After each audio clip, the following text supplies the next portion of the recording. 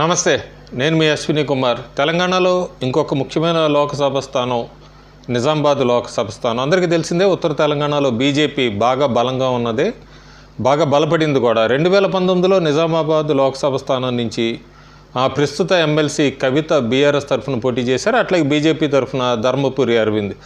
అయితే దాదాపు 15 లక్షల ఓటర్లు ఉన్నారు నిజామాబాద్ లోక్సభ స్థానం పరిధిలో.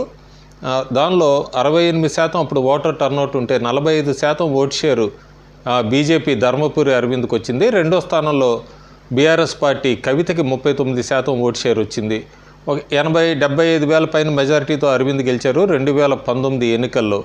తిరిగి 2024లో బీఆర్ఎస్ తరఫున కవిత పోటీ చేద్దాం అనుకున్నారు, కానీ అనూహ్య పరిణామాలు జరగటము, అట్లాగే ఢిల్లీ లిక్కర్ స్కామ్కి సంబంధించి కవితని ఈడీ తర్వాత సిబిఐ అరెస్టు చేయటం, ఇవన్నీ జరిగిన పరిణామాల్లో బీఆర్ఎస్